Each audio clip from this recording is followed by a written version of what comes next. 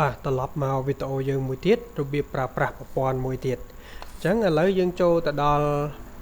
បាទប្រព័ន្ធទី13បាទប្រព័ន្ធទី13ប្រព័ន្ធ AI រៀបចំកាលវិភាគប្រឡងនិងបែងចែកអន្តរជាតិបាទអញ្ចឹងអាហ្នឹងប្រហែលជាតកតងជាមួយនឹងគណៈគ្រប់គ្រងសាលាគឺគាត់ប្រើប្រាស់ប្រព័ន្ធហ្នឹងគឺ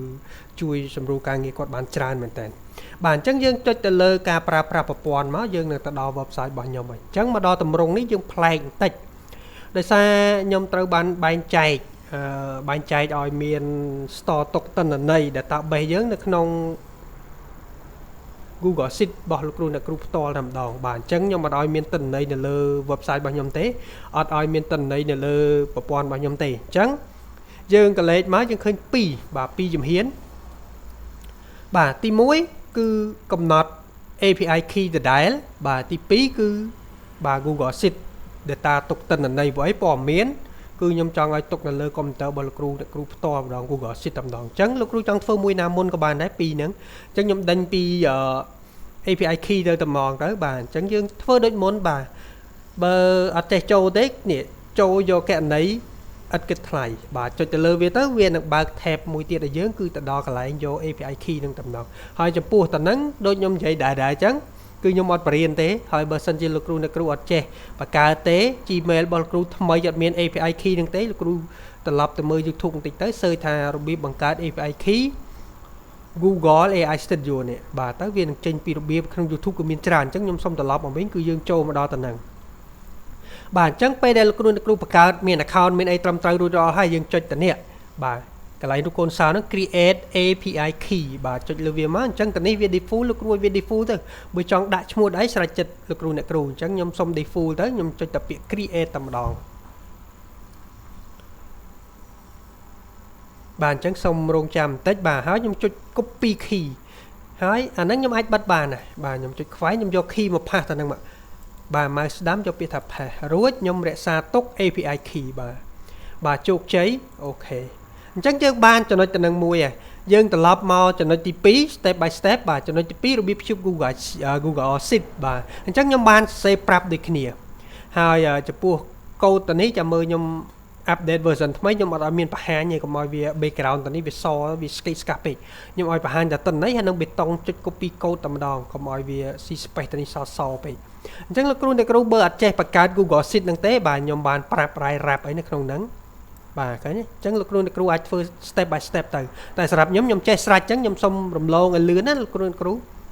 បាទអញ្ចឹងខ្ញុំសុំចុចបូកមកបូកថ្មីហើយខ្ញុំយកកន្លែងក្របខ្មៅ9យើងនេះហើយខ្ញុំយកពាក្យ scroll មកក្រោមខ្ញុំយកពាក្យថា sheet នេះបាទ sheet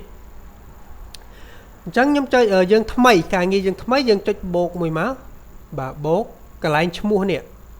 untitled នេះអញ្ចឹងលោកគ្រូអ្នកគ្រូដាក់អីក៏បានដែរស្រេចចិត្តលោកគ្រូអ្នកគ្រូអញ្ចឹងអាហ្នឹងថាខ្ញុំដាក់ថាបាទអនុរៈប្រឡងឆោមមាស2ចុះបើយើងចិត្តដល់ឆោមមាស2ណាបាទអនុរៈប្រឡងឆោមមាស2បាទសាលាគេឥឡូវខ្ញុំបរៀនវិទ្យាល័យអញ្ចឹងខ្ញុំថាវិបា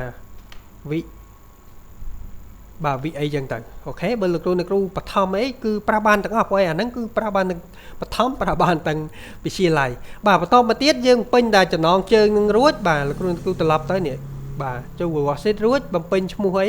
ហើយនេះ extension រួច add script បាទ extension វានៅទៅណាបាទវានៅទៅនេះលោកគ្រូអ្នកគ្រូនេះឃើញទេ extension បាទចុចលើវាទៅហ្នឹង add script បាទរងចាំបន្តិចបាទអញ្ចឹងពេលដែលបានមកនេះបើយើងថ្មីបាទបានមកលោកគ្រូអ្នកគ្រូលុបចោលទាំងអស់មកលុបចោលចូលទៅ website ខ្ញុំវិញនេះ copy code បាទ copy code មកអូខេយកវាមកដាក់ក្នុង script ហ្នឹងmouse ស្ដាំយកពាក្យថា paste ឬក៏ control អក្សរ V មកបាទ control អក្សរ V មកយើងចុចពាក្យ deploy នេះ deploy ហើយយកពាក្យ new department deployment បាទមកវែងពេកចង់វែងបាទបន្តមកដល់ចំណុចទៅហ្នឹងលោកគ្រូអ្នកគ្រូមើល step by step ក៏បានដែរតែខ្ញុំសុំធ្វើយកតែម្ដងទៅកុំឲ្យខាតពេលយូរបាទរួចចុចកន្លែងស្ពឺឬក៏ setting នេះចុចលើវាយកពាក្យ web app បាទ web app ហើយទៅនេះបាទយើងយក anyone បាទដូរតាកន្លែង access ហ្នឹងយក anyone មកយើងចុចពាក្យ deploy បាទអញ្ចឹងរងចាំបន្តិចយើងនឹងបាន link ហ្នឹងគឺយើងយកមកដាក់ទៅនេះបាទទៅនេះបាទដាក់ទៅហ្នឹងយើងប្រើប្រាស់ប្រព័ន្ធយើងដំណើរការបាទអញ្ចឹងទៅនេះយើងចុចតាមនឹងមកបាទហើយ advanced នេះចុចពាក្យ advanced មកណា advanced ហើយអាក្រោមគេនេះ go to បាទ untitled ហ្នឹងមក project ហ្នឹងមកបាទហើយ scroll មកក្រោមយកពាក្យ continue បាទហ្នឹងខ្ញុំសុំធ្វើលឿនៗហើយអញ្ចឹងបើលោកគ្រូមើលអត់ទាន់ចាំត្រឡប់ទៅមើលវីដេអូសាដើមឬក៏នេះខ្ញុំដាក់ឲ្យ step by step បាទ step by step គ្រូរៀនធ្វើតាមហ្នឹងទៅបើសិនជាអត់យល់បាទបន្តទៀតនេះ web app URL បាទលោកគ្រូចុចឃើញតែចុចពាក្យ copy ហ្នឹងមកបាទចូលមកបាទ website យើងវិញហើយផាសវា control អក្សរ V ឬក៏ mouse ស្ដាំយកពាក្យផាសមករួចភ្ជាប់ទិន្នន័យអញ្ចឹងវាកំពុងភ្ជាប់បាទជោគជ័យបាទជោគជ័យលោកគ្រូអាចអានេះដន់បិទបានបាទឬក៏បិទវាចោលតែម្ដងទៅយើងទុកតែនេះចាំមើលតន័យវាចូលមកអត់បាទបន្តទៀតយើង scroll ដល់ចំណុចការទី3បាទទី3កំណត់ការកំណត់របាយការណ៍អញ្ចឹងឈ្មោះសាលាលោកគ្រូបឋមដាក់បឋមអនុដាក់អនុវិទ្យាល័យដាក់វិទ្យាល័យទៅអញ្ចឹងខ្ញុំដាក់ថាបាទវិទ្យាល័យទៅភាសាខ្ញុំបរៀននៅវិទ្យាល័យហើយបាទដៃបាទវិទ្យាល័យខ្ញុំយកទៅបាទវិទ្យាល័យខ្ញុំបាទកម្រិតថ្នាក់បាទអញ្ចឹងខ្ញុំមាននេះបាទខ្ញុំមានជំរើសបាទលោកគ្រូបរៀនណាបើសិនជាសាលាលោកគ្រូបឋមនិងអនុដាក់រើសបឋមនិងអនុបើវិទ្យាល័យនិងវិទ្យាល័យអនុនិងវិទ្យាល័យដាក់អនុនិងវិទ្យាល័យអញ្ចឹងសាលាដែលខ្ញុំបរៀនហ្នឹងគឺអនុនិងវិទ្យាល័យនៅមួយគ្នាបាទអញ្ចឹងតនេះវាចេញឲ្យមកទៀតដូចគ្នានេះវិទ្យាល័យខ្ញុំហើយទីកន្លែងធ្វើរបាយការណ៍ហ្នឹងវានៅតែនេះលោកគ្រូបាទវានៅតែនេះអញ្ចឹងតនេះលោកគ្រូដាក់មកអីគេឥឡូវខ្ញុំថាបាត់ដំបងចុះបាទបាត់ដំបងអញ្ចឹងតនេះវាលោតមកបាត់ដំបងហើយអញ្ចឹងថ្ងៃទីខែបច្ចឆេទនេះខ្ញុំចូលចិត្តប្រើប្រាស់ calendar មួយហ្នឹងអញ្ចឹងបើសិនជាថ្ងៃហ្នឹងខ្ញុំថាថ្ងៃហ្នឹងខ្ញុំចុចថ្ងៃហ្នឹងខ្ញុំយកនេះត្រឹម70នេះបាទថ្ងៃអាទិត្យ70ខ្ញុំ copy paste មកបាទវាស្រាច់ហើយដោយសារប្រព័ន្ធខ្ញុំចាប់អូតូម៉ាទិកថ្ងៃហ្នឹងបាទ24ឧសភាស្រាច់ហើយបាទអញ្ចឹងលោកគ្រូប្រើប្រាស់អាហ្នឹងណាយើងចុចតែថ្ងៃទីនេះមកបាទត្រឹមហ្នឹងមកដោយសារខ្ញុំចងប្រព័ន្ធឲ្យវាមានបែងចែក2ចំណុចទៅហ្នឹងបាទយើងពេញបែបបត់ទៅហ្នឹងហើយចូលដល់ចំណុចទី4នេះលោកគ្រូបាទបញ្ចូលតន័យអញ្ចឹងនេះគណៈកម្មការបាទអញ្ចឹងឈ្មោះគេឥឡូវអូតថាខ្ញុំដាក់ឈ្មោះអ្នកគ្រូ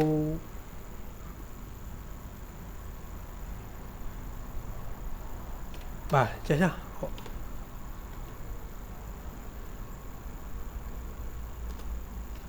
បាទ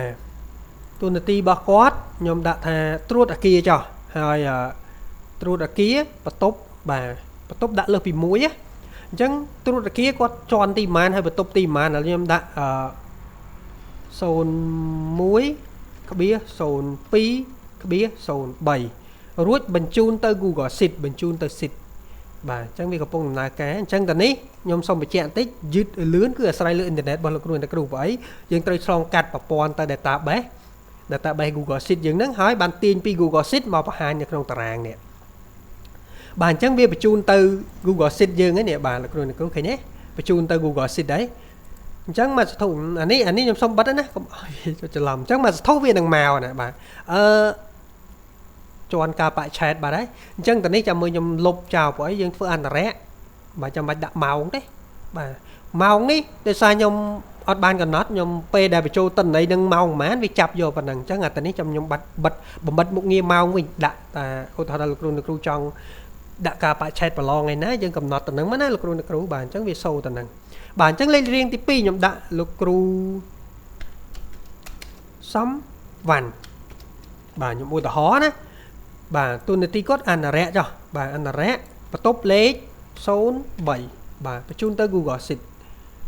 អញ្ចឹងយើងរងចាំបន្តិចដោយសារអ៊ីនធឺណិតបាទអញ្ចឹងដាក់បន្ថែមទៀតមកដាស្រីនួនបាទទូនាទីគាត់អន្តរៈដែរគាត់01បាទបន្ទប់01បញ្ជូនទៅបាទអញ្ចឹងខ្ញុំដាក់ថា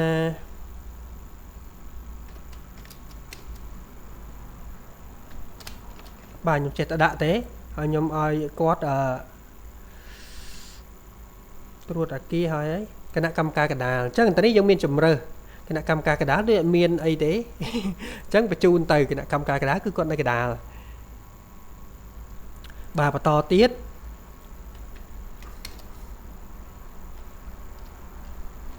បាទទូនាទីគាត់បាទនេះវាយជួងកំណត់ពេលវេលាណាអញ្ចឹងវាមានជំរើសអញ្ចឹងអត់មានបន្ទប់ដូចគ្នាគាត់អ្នកវាយជួងมันមានបន្ទប់ទេនាយកសាលាយើងបាទ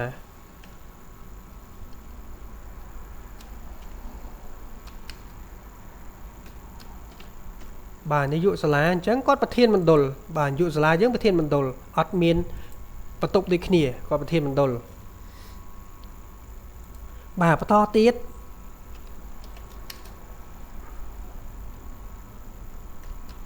បាទខ្ញុំចេះតែដាក់ទេទួនាទី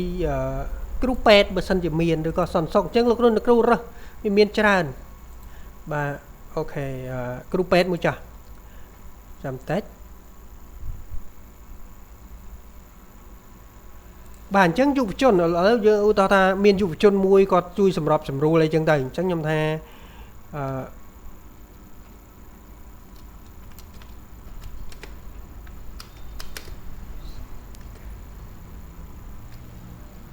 បាទសំការchoយុវជនសំការអញ្ចឹងទួនាទីគាត់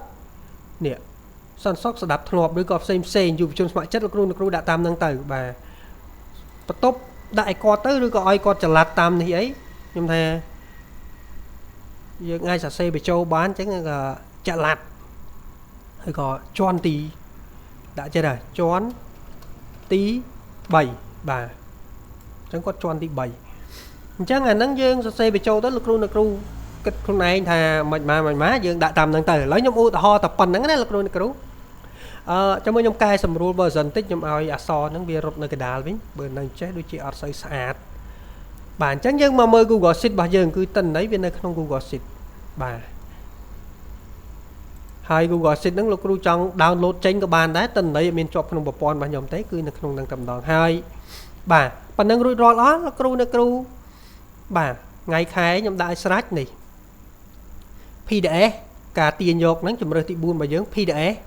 បាទចុចលើវាទៅអញ្ចឹងលោកគ្រូមើលដែរថា PDF យើងច្បាស់អត់ខ្ញុំសុំមើលបន្តិចសិនខ្ញុំឲ្យវាទៅជាទម្រង់กระดาษផ្ដេកអញ្ចឹងលោកគ្រូមើលច្បាស់មិនច្បាស់យកជាការកើតអត់ PDF មួយហ្នឹងបាទបើវាដាច់ដៃដាច់ជើងអីអូខេអញ្ចឹងមើលថាPDF អត់សូវច្បាស់ខ្ញុំ recommend ឲ្យប្រើនេះបោះពុំ print A4 អញ្ចឹងតើហ្នឹងគឺយើងបោះពុំអាហ្នឹងវាអត់សូវបាត់ទេតែលោកគ្រូមើលនេះវាជាប់ព័ត៌មានរបស់ខ្ញុំមួយចំនួនអញ្ចឹងលោកគ្រូចូលកន្លែង more setting ហើយ page នេះបាទយក A4 បាទហើយតនេះលោកគ្រូនេះដោះអាគ្រីសនេះមកហើយដាក់ background ទៅហើយចុច print មកដាក់លេខទៅបាទរើសទីតាំងទុកទៅអូខេអញ្ចឹងវីដេអូ demo គឺមានតែប៉ុណ្្នឹងជួបគ្នានៅវីដេអូក្រោយទៀត